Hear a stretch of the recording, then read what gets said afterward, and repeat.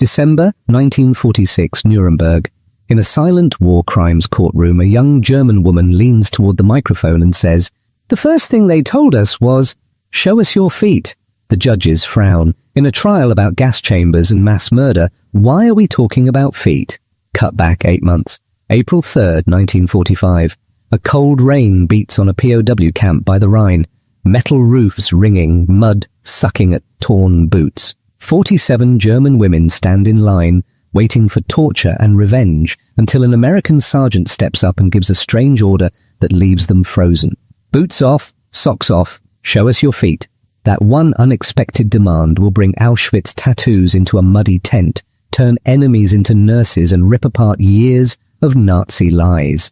If you want to know why, 4 simple words, show us your feet, ended up in history books, and at Nuremberg, watch this story to the very end. And if you enjoy powerful true World War II stories told like this, please subscribe, hit the like button, and stay with me through the full video. It really helps keep this channel alive. Rain beats on the tin roofs of the Rhineside camp, turning the bare ground into thick brown mud. Barbed wire glistens wet in the grey light. Inside a long canvas tent, 47 German women stand in a nervous line, uniforms soaked, boots caked with weeks of dirt. They are signals operators, clerks, drivers, nurses from the Wehrmacht. 3 days earlier they were retreating from the east. Now they are prisoners, waiting to find out what enemy hands really means. Nazi radio had warned them for years what to expect. American soldiers would rape, torture and shoot. Better to die than fall into their hands, one Hitler Youth leaflet said. Many of these women had carried that sentence in their heads all through the long march west. "We were sure this was the end," one of them, Ingrid, would later recall. "We expected blows, not questions." The tent smells of sweat, wet wool, and fear. An American sergeant steps in, water dripping from his helmet rim. He looks at the line, then speaks through a German-speaking interpreter. The order is simple, and to the women it makes no sense at all. Boots off, socks off, show us your feet. For a moment no one moves. They have trained for code books, for interrogations, even for beatings. No one taught them what to do when the first demand is to uncover their feet. Greta, 19 and exhausted from weeks of marching, whispers, "Is this some kind of joke?" The paradox hangs in the air. They expected fists and rifles, not clipboards and medical bags. Behind the sergeant, men with Red Cross armbands set up tables and lanterns. A stove hisses to life, warming a pot of water. Metal basins are lined up on rough planks. Instead of a firing squad, it looks like a small field hospital. "This isn't propaganda," one American medic mutters to another. "This is just our job." For the prisoners, it feels like a trick. In 1945, around 15,000 German women auxiliaries were captured by the Allies. Interrogation reports later showed that almost none of them imagined their first order would be about hygiene or health. Only a tiny minority expected any kind of medical exam at all. "We thought they wanted to shame us," says one former radio operator in a post-war interview, "make us stand barefoot in the mud." Years of stories about enemy cruelty made them sure there had to be a hidden purpose. Hannah, 31, the oldest in the tent, finally steps forward. As a senior auxiliary, she feels responsible for the younger women behind her. "If someone must go first, let it be me," she says under her breath. She sits on a crude wooden bench, fingers clumsy with cold as she pulls at the stiff laces. Her boots have not been off in days. When she tugs, the leather clings to the socks. The socks cling to the skin. The sound is a slow, sticky rip. A sour smell of trapped sweat and old mud spreads in the damp air. An American medic bends close, his breath clouding in the soil. Chill. He does not laugh, does not sneer. He simply looks, then signals for another basin and more light. "We'll need warm water here by Sunday," he says in English. Through the interpreter he asks, "How long since you took off your boots?" Hannah shrugs, ashamed. "I don't know, weeks. We had to keep moving." The medic writes something on a form. Name, unit, condition. Feels unreal to her. She was typing orders for German units last week. Now an enemy is calmly taking notes about her feet. One by one, the women start to obey. Boots thump onto the muddy ground. Damp socks peel away, sometimes with little gasps of pain. The tent fills with the sharp, sour mix of wet leather, unwashed skin, and something darker that none of them want to name. Some try to joke. to hide how afraid they are. Others stare straight ahead, cheeks burning. We thought they might laugh at us, Greta later said. Instead, they looked worried. That, more than anything, unsettles her. The Americans move in a quiet rhythm, checking soles, toes and heels, asking short questions. They are not searching for hidden weapons or coded messages. They are searching for damage. The women begin to notice that the medics' faces harden, not with anger, but with concern. This is the first crack in the picture Nazi propaganda had painted. They had been told the enemy would treat them like animals. Instead, the first act is to examine the part of them most needed simply to walk. This wasn't propaganda. It was reality, and it did not match the stories they knew.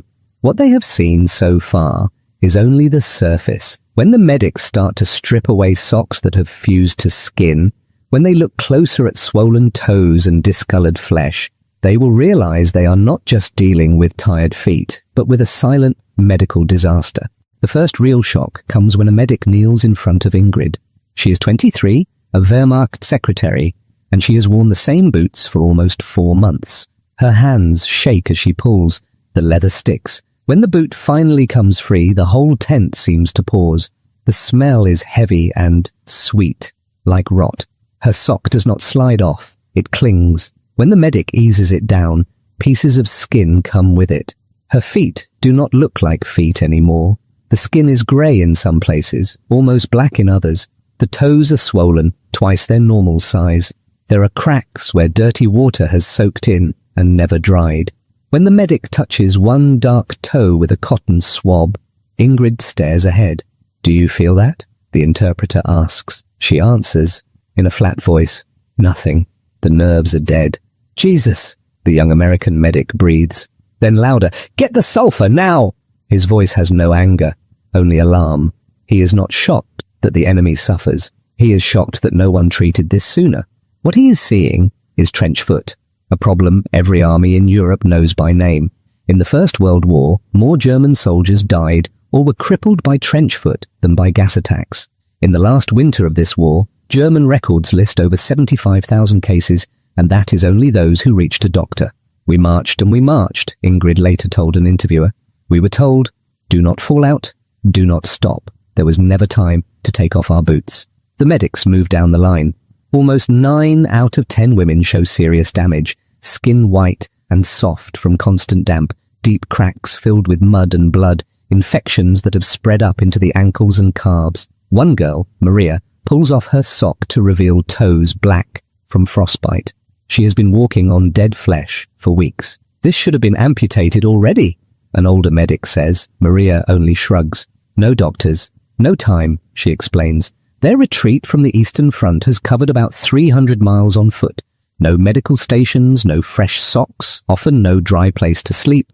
When their own army had to choose, it saved fuel and bullets, not feet. Now the enemy is pouring treasure onto those same feet. Sulfur powder, the miracle drug of the time, costs around $100 per pound in 1945, more than a private's monthly pay. That day, the US medical team will use about 50 pounds on this one group of prisoners, $5,000 worth, poured like sand over German toes. Warm water steams in metal basins. The sound of boots dropping to the ground mixes with the hiss of the stove, and the slosh of water turned brown, then black. Medics and orderlies work in teams. One washes carefully, lifting each toe. One shakes sulfur powder over open sores. Another wraps clean bandages white against bruised skin. It looks like an assembly line, but each woman gets at least 20 minutes. There is eye contact. There are gentle warnings. "This will sting. Tell me if it hurts too much." For many of the prisoners, the simple heat of water is a shock. "It was like fire and heaven at the same time," Greta would say years later. "I had forgotten what warm skin felt like." The iodine burns, but it is a clean burn, not the dull, endless ache they have carried for months. Outside the tent, the war still rages. Shells rumble far off. Inside, the focus is narrow. Stop infection, save tissue, keep people able to walk. The American medical officer, Major Harrison, steps in and listens to the quick reports. 70, maybe 80% serious trench foot, one medic says. Some gangrene starting. Harrison does not hesitate. "We need more supplies. Get them." No one says. But they are the enemy. The only categories here are urgent and can wait. This way of thinking is not an accident. After terrible losses in World War I, the US Army made foot care a rule, not a suggestion. Soldiers are ordered to inspect and dry their feet twice each day. Socks are changed often. If a foot looks bad, the man sees a medic. Studies later show this simple system cuts foot-related casualties by almost 40% compared to the last war. The Americans also remember Andersonville, a Civil War prison, where disease killed more prisoners than bullets. One untreated wound or infection can spread through a crowded camp and kill hundreds. To the German women, this logic is new. Their own army had marched to them until their feet failed.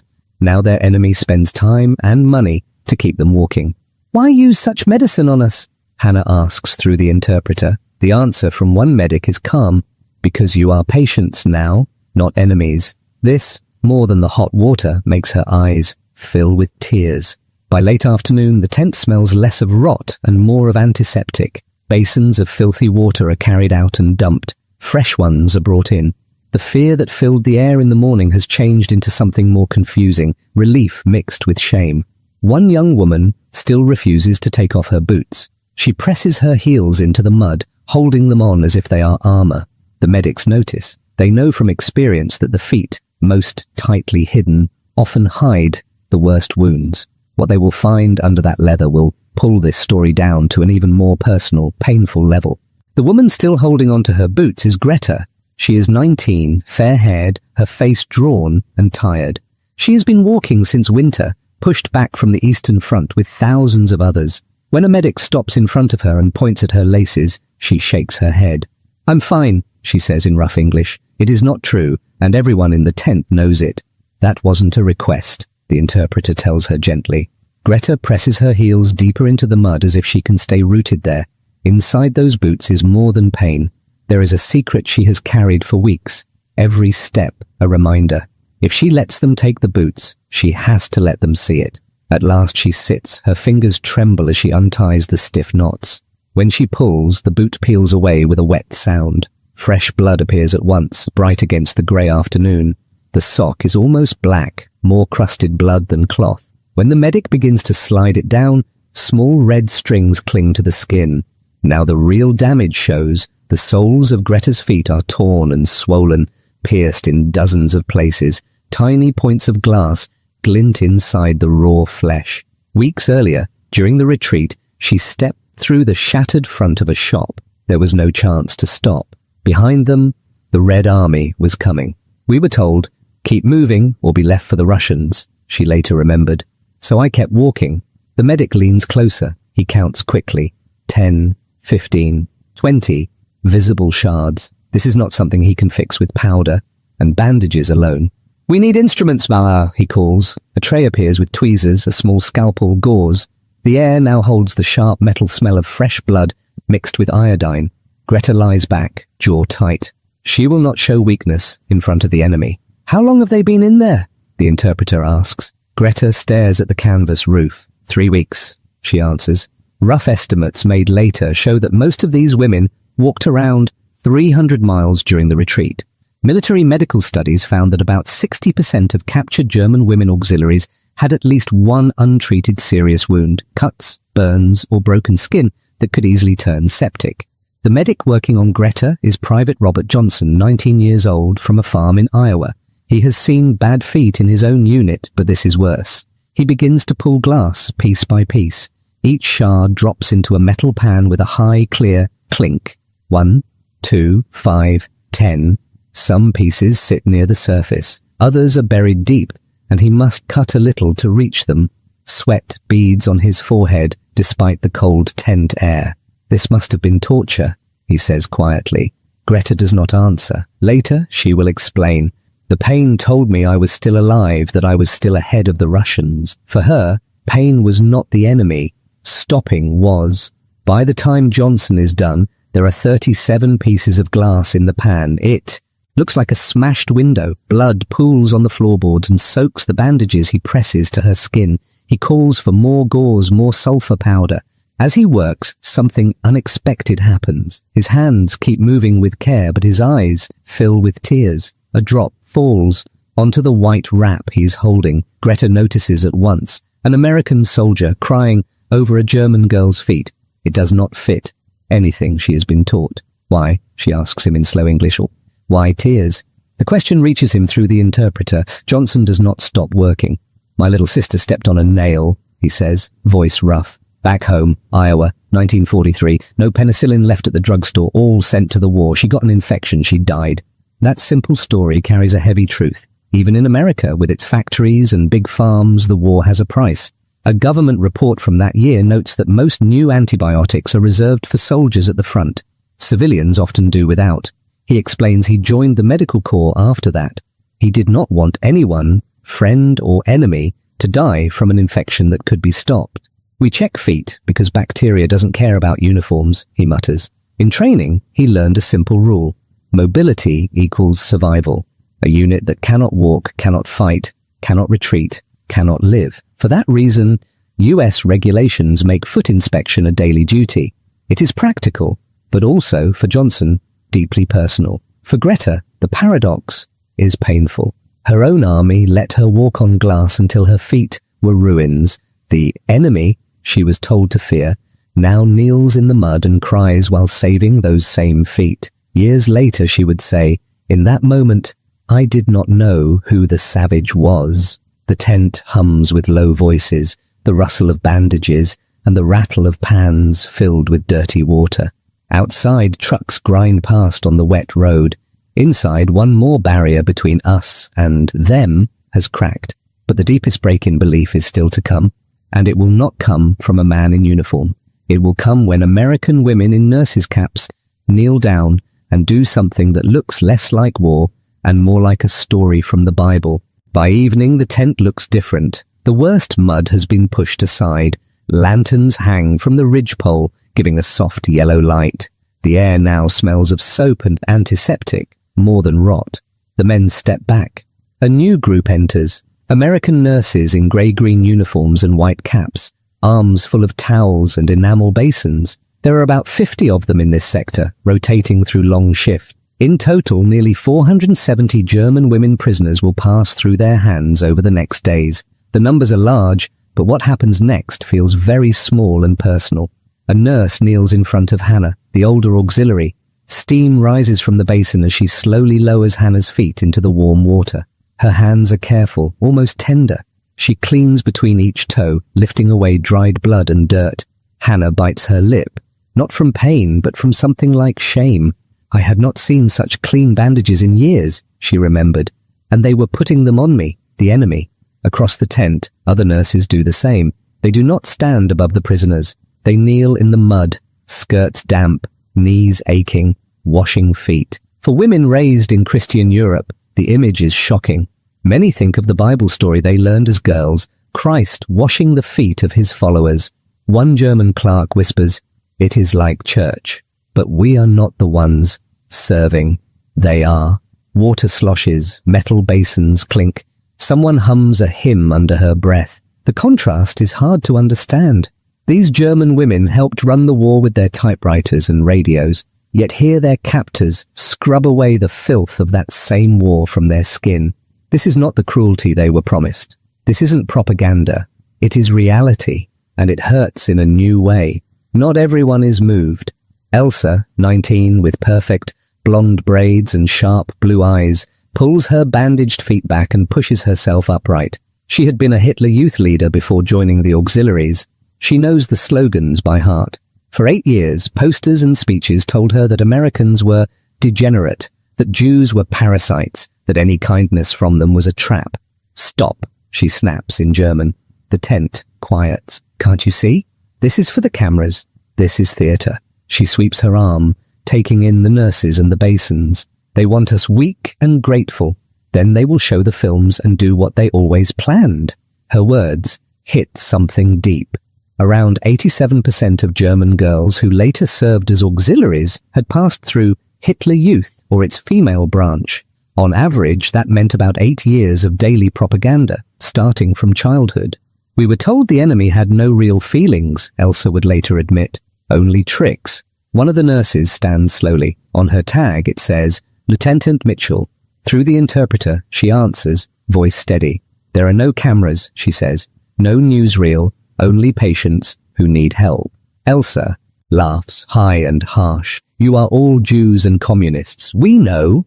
Some of the other women look what they saw. They talk about how 3,000 former German POWs served in Allied medical facilities, how Jewish refugees and about 1,000 Holocaust survivors worked in US medical units, sometimes treating those who had supported the regime that hurt them.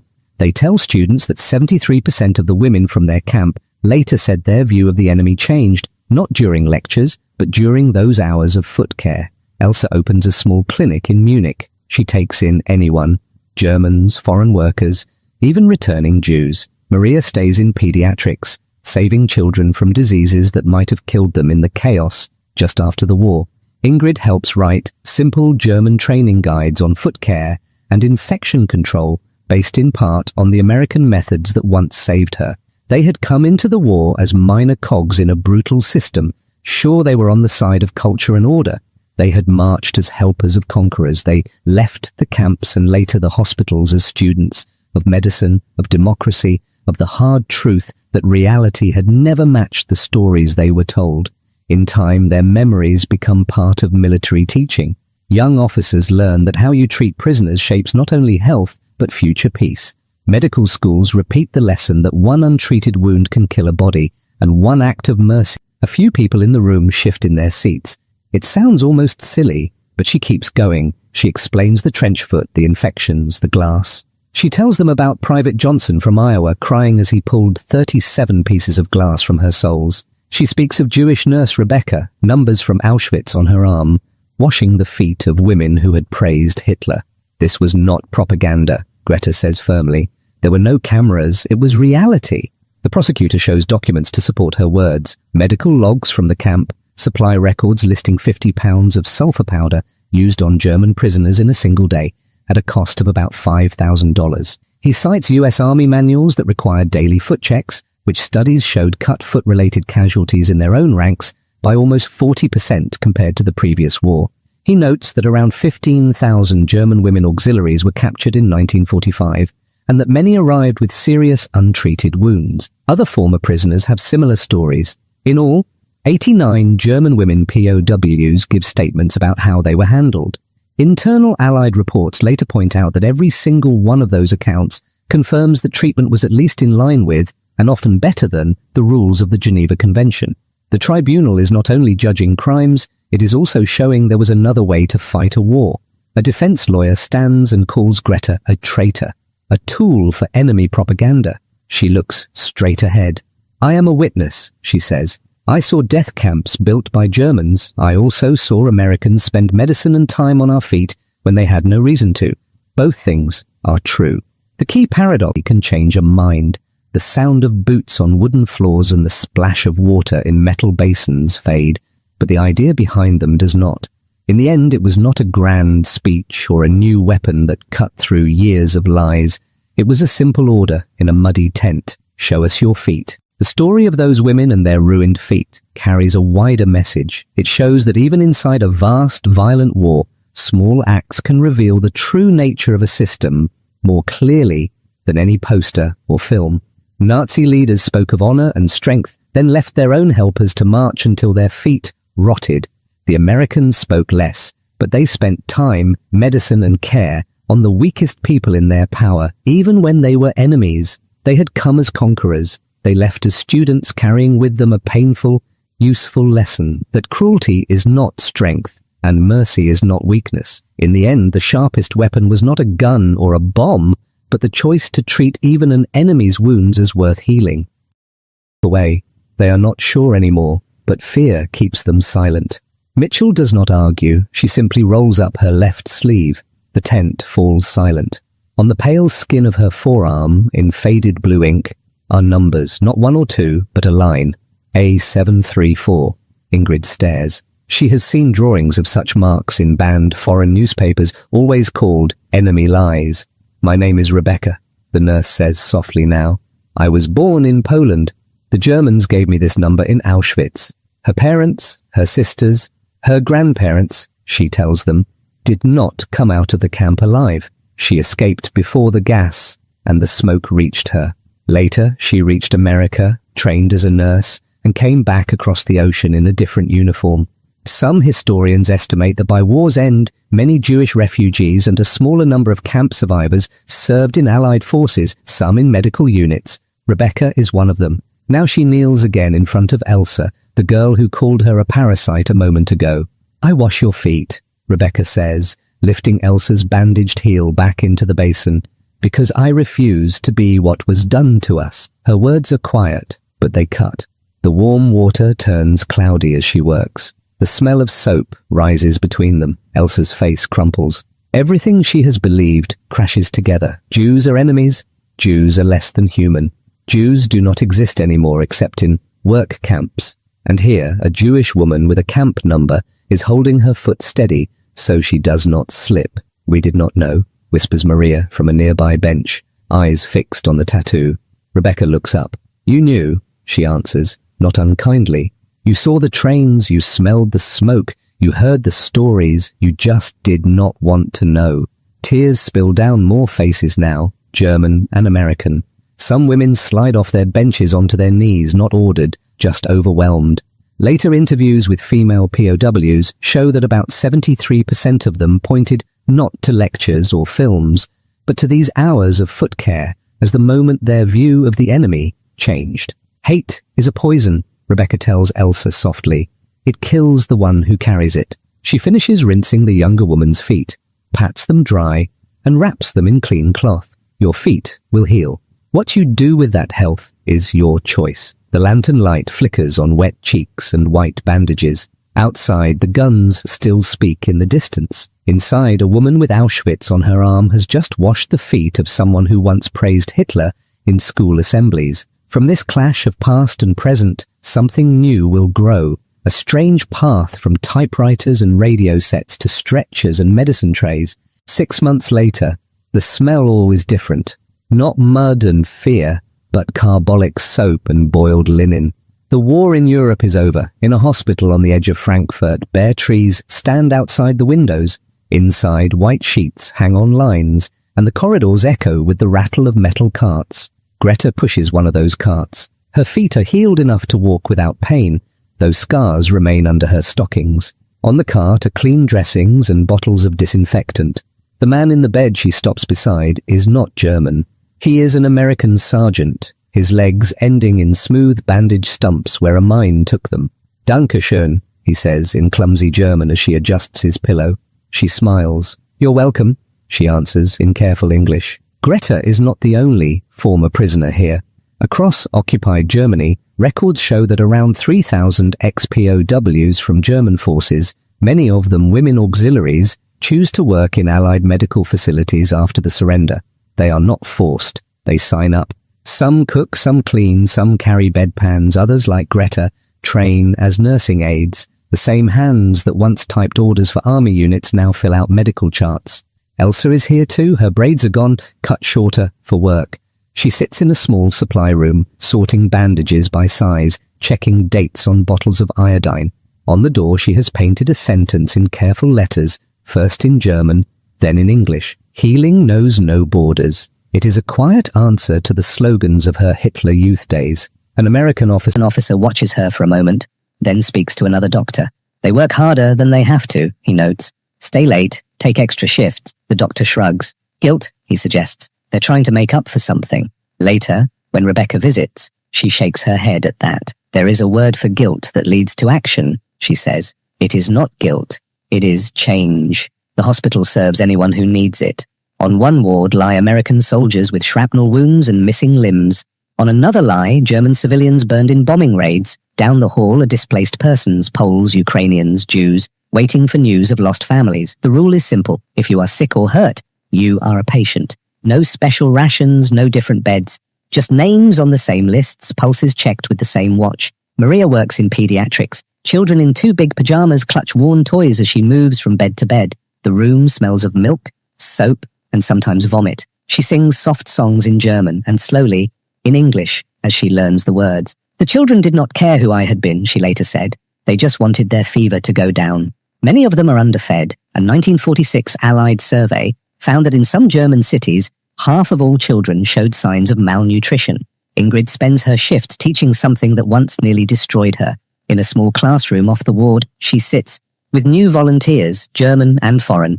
She rolls down her sock and shows the pale, shiny scars on her feet. This is trench foot, she explains in simple words. On a board, she draws a rough diagram. Damp, cold, no air. Then she shows the opposite. Dry, warm, clean. Change socks when you can. Dry between toes, look every day. Her notes later help shape German nursing manuals. Some still mention Allied foot care methods from the 1940s.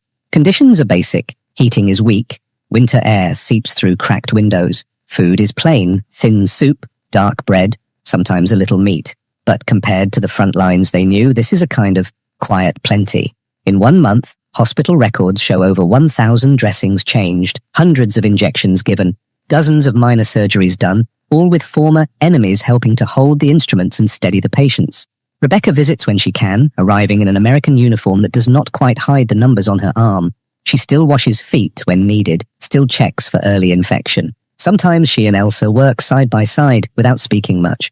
Once, during a break, Elsa asks her, eyes down, "Why did you trust us to be here?" Rebecca answers, "I did not trust what you were. I trusted what you could become." Not every woman from that Rhine tent chose this path. Some went home and stayed silent. A few, unable to carry what they had learned, took their own lives. But for those in these wards, the paradox has turned into daily work. They had helped a system that crushed the weak, and now they spend long days lifting the weak up in their arms. At night, when the corridors fall quiet except for the beeping of simple monitors and the soft groans of patients turning in bed, Greta sometimes remembers the first word she heard in the POW tent. "Show us your feet." That strange order did more than save her from infection.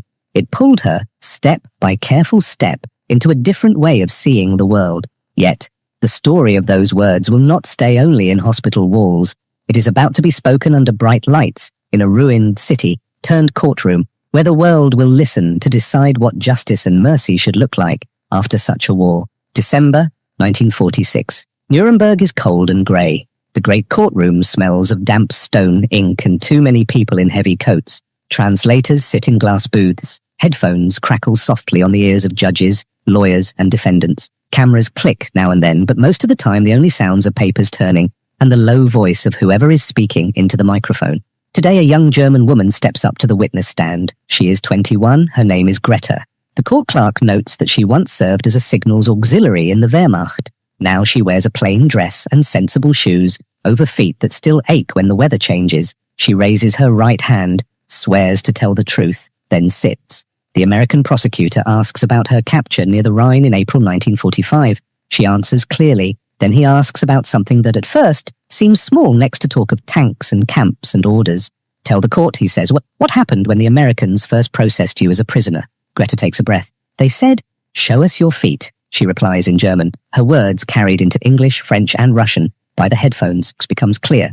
The same country that created gas chambers also taught its young people that the enemy had no mercy. Now in this courtroom, a woman raised on those lies tells the world, a nation that washes enemy feet is not the same as a nation that builds gas chambers. Outside Nuremberg, the longer story continues.